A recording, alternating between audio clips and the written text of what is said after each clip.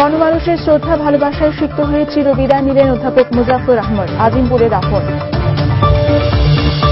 18 দলের 33 নেতার জামিন আবেদন নাকচ। চট্টগ্রামের 2 মামলায় 53 বিরোধী নেতাকর্মীর বিরুদ্ধে চার্জশিট। ইলিয়াস গুম, সাগর রুনি ও সাউদি কূটনৈতিক হত্যার তদন্তে আশানুরূপ অগ্রগতি হয়নি, র্যাব পুলিশের স্বীকারোক্তি। সংকট উত্তরণে 2 নেত্রীর সংলাপের বিকল্প নেই, উদ্যোগী হতে হবে সরকারকে, গোলটেবিলে অভিমত। এবং মাওলানা সাইদের বিরুদ্ধে 15 সাক্ষীর টিভিতে প্রচারিত ভাষ্য নিয়ে প্রসিকিউশনের জবাব চেয়েছে ট্রাইব্যুনাল।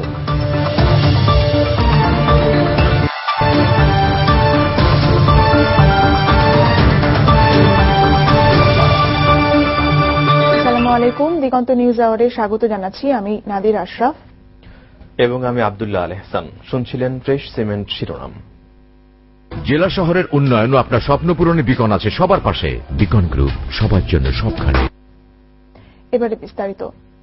চিরনিদ্রায় শায়িত হলেন নাগরিক আন্দোলনের অন্যতম পুরোধা অধ্যাপক মুজাফফর আহমেদ। মঙ্গলবার রাতে আকস্মিক মৃত্যুর পর কয়েক দফা জানাজা শেষে বিকেলে আজিমপুর কবরস্থানে তাকে দাফন করা হয়। এ সময় তাকে শ্রদ্ধা জানাতে ভিড় করেন তার দীর্ঘদিনের সহকর্মী, বন্ধু বান্ধব, আত্মীয় স্বজন সহ নানা শ্রেণী পেশার মানুষ। মাইনুল ইসলাম শোভনের রিপোর্ট। রাতের নিস্তব্ধতার মাঝে হারিয়ে গেল শোষণহীন, দুর্নীতিমুক্ত এবং পরিবেশ রক্ষার আন্দোলনের এক কিংবদন্তির জীবন চাকা। বর্ণাঢ্য এক জীবনের ইতি টেনে শুরু হল অনন্তের মহাযাত্রা। বারডেম হাসপাতালের হিমাগার থেকে তার মৃতদেহ নেওয়া হয় ধানমন্ডির বাসভবনে। অনেক দিনের পুরনো এই বাড়িতেই স্বজনদের নিয়ে বাস করতেন নির্লোভ মুজাফফর আহমেদ। এ সময় তার বাসভবনে ভিড় করতে থাকেন রাজনীতিবিদ, সুশীল সমাজের প্রতিনিধি, আত্মীয় স্বজন আর বিভিন্ন শ্রেণী পেশার মানুষ।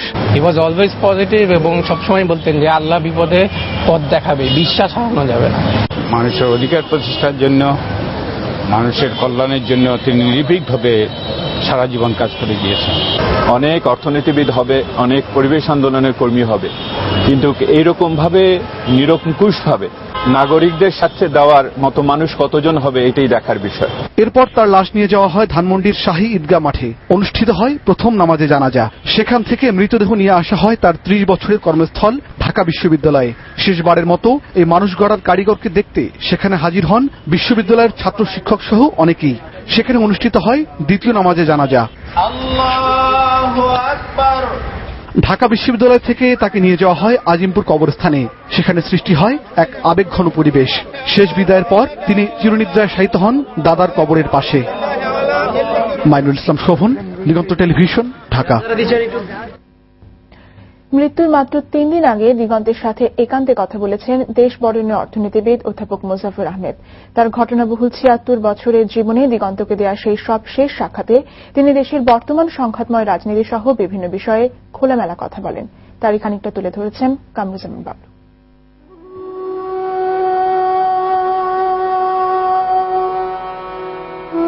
1936 সালে কলকাতায় জন্মগ্রহণকারী এই প্রখ্যাত অর্থনীতিবিদ ও রাজনৈতিক ব্যক্তিত্ব আমেরিকার শিকাগো বিশ্ববিদ্যালয় থেকে পিএইচডি ডিগ্রি লাভ করেন। দেশের সর্বোচ্চ বিদ্যাপীঠ ঢাকা বিশ্ববিদ্যালয়ে অধ্যাপনার পাশাপাশি ট্রান্সপারেন্সি ইন্টারন্যাশনাল বাংলাদেশ, টিআইবির মতো আন্তর্জাতিক গবেষণা প্রতিষ্ঠানের চেয়ারম্যান হিসেবে দায়িত্ব পালন করেছেন। 2008 সালে 21 পদক ছাড়াও অসংখ্য পুরস্কারে ভূষিত হয়েছেন। দেশের বিভিন্ন সংকটময় মুহূর্তে দায়িত্বশীল হিসেবে মিডিয়ার মুখোমুখি হয়েছেন বহুবার। তারই ধারাবাহিকতায় মৃত্যুর মাত্র 3 দিন আগে দিগন্তের সঙ্গে তিনি বেশ কিছুক্ষণ কথা বলেন, যার প্রায় পুরোটা জুড়েই ছিল দেশের সংকট উত্তরণের সমাধান বিষয়ে। পুলিশ মানুষের বন্ধু, যারা দুর্বৃত্ত, যারা দুষ্কর্ম করে তাদেরকে ঠেকায়। কিন্তু আমাদের দেশে পুলিশ রাজনৈতিকভাবে ব্যবহৃত হয়ে আসে। এই জন্য পুলিশকে সরাসরি দোষ দিয়ে না। এটাই যে তার জীবনের শেষ সাক্ষাৎ, তা তিনি বা দিগন্ত ইউনিট কারো কল্পনাই ছিল না। হয়তোবা আরো অনেক কিছুই বলার ছিল তার, কিন্তু প্রতিটি মানুষের নির্মম সত্য, মৃত্যু সে সুযোগ দিল না এই অভিভাবককে। দেখার জন্য আমরা অপেক্ষা করছি সেটা হলো যে এই 18 দলের জোট তাদের নেতৃবৃন্দকে ধরে ফেললে তাদের তৃণমূল এবং অন্যত্র যে সংগঠনগুলো আছে সেই সংগঠনগুলো এই হামলা এবং মামলাকে তারা কিভাবে এটার মুখোমুখি হয়। দেশবাসী তাকে আর পাবে না, কিন্তু তার সুন্দর উপদেশগুলো হয়তো বহুকাল দেশের রাজনীতিবিদ সহ সবার জীবনে পথ নির্দেশনা হয়ে থাকবে। এটাই কামনা সবার। কামরুজ্জামান বাবলু, দিগন্ত টেলিভিশন, ঢাকা। হরতালে গাড়ি পোড়ানো মামলায় 18 দলীয় জোটের 33 নেতার জামিন আবেদন নাকচ করে দিয়েছে মহানগর দায়রা জজ আদালত। জামিন আবেদনের উপর শুনানি শেষে দায়রা জজ মোহাম্মদ জহুরুল হক আজ এ আদেশ দেন। ইকবাল কবিরকে সাথে নিয়ে এম এ নাসিরের রিপোর্ট। এম ইলিয়াস আলীকে গুমের প্রতিবাদে 29 এপ্রিল হরতালের সময় প্রধানমন্ত্রীর কার্যালয়ের সামনে আগুন দেওয়ার অভিযোগে বিএনপির ভারপ্রাপ্ত মহাসচিব মির্জা ফখরুল ইসলাম সহ 18 দলীয় জোটের বেশ কজন নেতার বিরুদ্ধে তেজগাঁ থানায় মামলা করে পুলিশ। হাইকোর্টের নির্দেশে জোট নেতারা মহানগর দ্রুত বিচার হাকিমের আদালতে আত্মসমর্পণ করে জামিন চাইলে আদালত তা নাকচ করে তাদের কারাগারে পাঠায়। মাননীয় বিচারক তাদের জামিন 33 জনের জামিন নামঞ্জুর করেছে। এখন যেহেতু একটা গাড়ি পোড়ানো মামলা, আইন শৃঙ্খলা বিরোধী অপরাধ, এই ব্যাপারে যে অত্যন্ত একটা ঘৃণ্য অপরাধ, এই সমস্ত মামলা সাধারণত জামিন হয় না। এরপরও এই মামলা চার্জশিট হয়েছে এবং চার্জশিট আমলে আনা হয়েছে। আদালতের এই রায়কে সরকারের নগ্ন হস্তক্ষেপ বলে মন্তব্য করেন আসামি পক্ষের আইনজীবীরা। সরকার সম্পূর্ণ নগ্নভাবে বিচার ব্যবস্থা হস্তক্ষেপ করে জামিনটা নামঞ্জুর করিয়েছে। এই নামঞ্জুরের বিরুদ্ধে উচ্চ আদালত সহ বিভিন্ন আদালত এবং রাজপথে সংগ্রামের মধ্য দিয়ে আমরা আমাদের নেতৃবৃন্দকে মুক্ত করে ছাড়ব। এর আগে ঢাকা জেলা বিএনপির নেতৃত্বে পূর্ব ঘোষিত কর্মসূচি অনুযায়ী 18 দলীয় জোট নেতাদের বিরুদ্ধে দায়ের করা মামলা প্রত্যাহার ও তেল গ্যাসের মূল্য কমানোর দাবিতে জেলা প্রশাসকের কাছে স্মারকলিপি দেয়া হয়। M A Nasir, Diganta television, Dhaka. এদিকে চট্টগ্রামে পুলিশের সঙ্গে 18 দলীয় নেতাকর্মীদের সংঘর্ষের ঘটনায় দায়ের করা 2টি মামলায় মহানগর জামাত ইসলামের আমির মাওলানা শামসুল ইসলাম এমপি, মহানগর বিএনপি সাধারণ সম্পাদক ডাক্তার শাহাদাত হোসেন ও উত্তর জেলা বিএনপি সাধারণ সম্পাদক আসলাম চৌধুরী সহ 53 জনের বিরুদ্ধে আদালতে চার্জশিট দিয়েছে পুলিশ। গত 13 মে নগরীর কাজী দেউরিতে পুলিশের সঙ্গে দফায় দফায় সংঘর্ষে শতাধিক ব্যক্তি আহত হয়। পরদিন 14,000 জনকে আসামি করে 6টি মামলা দায়ের করে পুলিশ। জেলা প্রশাসকের কার্যালয়ে স্মারকলিপি দিতে গেলে বিএনপির বেশ কয়েকজন কর্মীকে আটক করেছে কোতোয়ালি থানা পুলিশ। কোর্ট এলাকা থেকে কাউকে আটকের বিধান নেই অতিরিক্ত জেলা প্রশাসক জিল্লুর রহমান এমন মন্তব্য করলেও ভিন্ন কথা বলছে পুলিশ। তাহিদুর রহমানের রিপোর্ট। দ্রব্যমূল্য বৃদ্ধির প্রতিবাদে পূর্ব ঘোষণা অনুযায়ী ঢাকা জেলা বিএনপির আহ্বায়কের নেতৃত্বে জেলা প্রশাসকের কার্যালয়ে স্মারকলিপি দিতে যান দলের বিভিন্ন স্তরের কর্মীরা। এ সময় বেশ কয়েকজন কর্মীকে আটক করে পুলিশ। এরপর বিএনপি নেতারা অবস্থান নেন ডিসি অফিসের সামনে।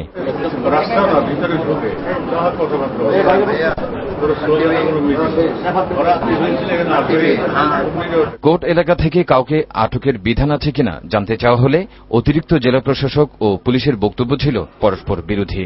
ধরা হয়েছে, কি কারণে ধরা হয়েছে আমার কাছে কোনো কাগজপত্র নাই, আমাদের কাছে কোনো ইনফরমেশন নাই। তারা বলেছে যে গ্রেফতার করা হয়েছে যাদেরকে, তাদের বিষয়ে তারা সিদ্ধান্ত দিচ্ছে।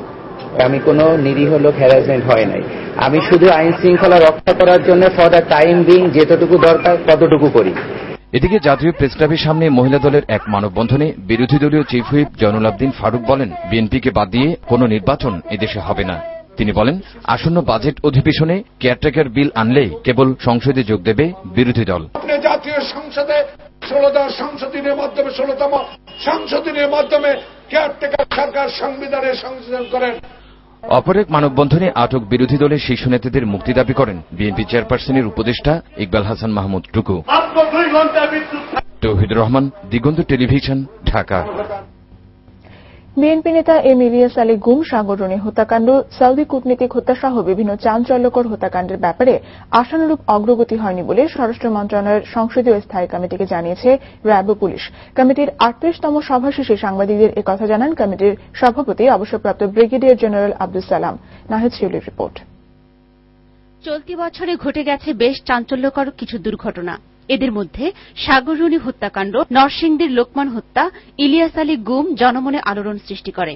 এসব ঘটনায় তদন্তের দীর্ঘসূত্রিতার কারণে প্রশ্ন উঠেছে সরকারের সক্ষমতা এবং স্বচ্ছতা নিয়ে।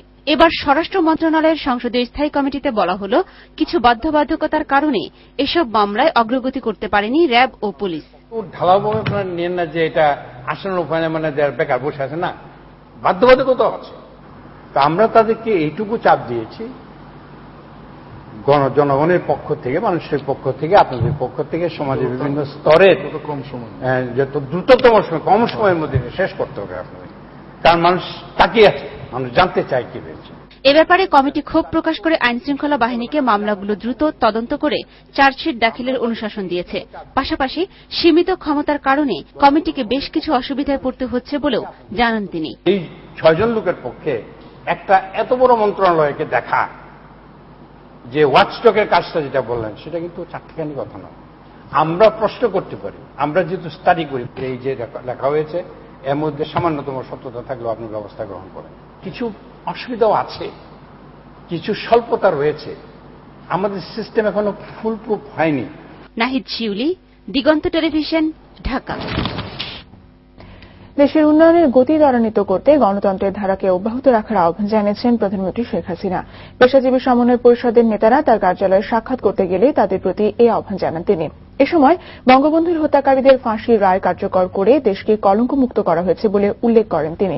শিক্ষক, ব্যবসায়ী সহ বিভিন্ন পেশার মানুষ এ সময় উপস্থিত ছিলেন। দেশের রাজনৈতিক সংকট উত্তরণে দুই নেত্রীর সংলাপ এখন সময়ের দাবি, আর এই সংলাপে সরকারকে উদ্যোগী হতে হবে বলে মনে করছেন রাজনৈতিক বিশ্লেষকরা। সকালে জাতীয় প্রেস ক্লাবে আয়োজিত গোলটেবিল বৈঠকে একথা বলেন তারা। সুলতানা কাকুনের রিপোর্ট। সংকটের আবর্তে বাংলাদেশ এবং উত্তরণ ভাবনা নিয়ে গোলটেবিল বৈঠকে বক্তারা বলেন, দেশ আজ চরম সংকটে। এই অবস্থায় প্রয়োজন রাজনৈতিক সমঝোতা, নইলে ব্যর্থ রাষ্ট্র হিসেবে অতল গহ্বরে তলিয়ে যাবে দেশ। এই গণতন্ত্রকে সমাজস্থ করেছিল তারা, এক দলীয় বাকশাল কায়েম করে গণতন্ত্রকে চিরদিনের জন্য দেশ থেকে বিদায় দিয়েছিল তারা। তাদের কথা তো ভুললে চলবে না। যেরকম হার্ডলাইন সরকার নিয়েছেন, তাতে আমার মনে হয় সংলাপের কোন পরিবেশ আছে বলে মনে হয়। তবু আমরা শান্তিপ্রিয়। অন্যদিকে বিরোধী দলীয় চিফ হুইপ দেশের সংকটের জন্য আওয়ামী লীগকে দায়ী করে বলেন, আগামীতেও ক্ষমতায় আসার জন্য দিশেহারা বর্তমান সরকার, তাই তারা সংবিধানকে তছনছ করেছে। নিজের হাতে ক্ষমতা কুক্ষিগত করে 2014 সালের যে সংসদ নির্বাচন, সেই নির্বাচনে তাকে জিততেই হবে। কে জেলে যাবে, কে গুম হয়ে যাবে, কাকে মিথ্যা মামলা দিয়ে জেলে পুরে হবে, সেই তোয়াক্কা শেয়ার করে না, করেই যাবে সে। গণতন্ত্রকে টিকিয়ে রাখতে তত্ত্বাবধায়ক ব্যবস্থা পুনর্বহাল সহ রাজনৈতিক নেতৃত্বের সহনশীল আচরণ কামনা করেন বক্তারা। সুলতানা কাকুন, দিগন্ত টেলিভিশন, ঢাকা। রাজনৈতিক অঙ্গনে চলমান বিরোধ সমাধানে সংলাপের বিকল্প নেই বলে মন্তব্য করেছেন জাসদের সভাপতি হাসানুল হক ইনু। সংসদের মিডিয়া সেন্টারে সাংবাদিকদের তিনি জানান, তত্ত্বাবধায়ক সরকার পদ্ধতির নয়া রূপরেখা বিরোধী দলকে তৈরি করে দিতে হবে। এদিকে বিরোধী দলকে দমন নির্যাতন না করে সরকারকে বিকল্প পথ অনুসরণেরও পরামর্শ দেন ইনু। এছাড়া সংসদ সদস্য মাইনুদ্দিন খান বাদলের দুর্নীতি নিয়ে পত্রপত্রিকার খবর সত্য নয় বলে দাবি করেন তিনি। নির্বাচনী এলাকা নিয়ে যে বক্তব্য বিবৃতির ঝড় তোলার চেষ্টা করা হচ্ছে, তার সঙ্গে মহাজোটের ঐক্যের ব্যাপারে কোনো সম্পর্ক নেই।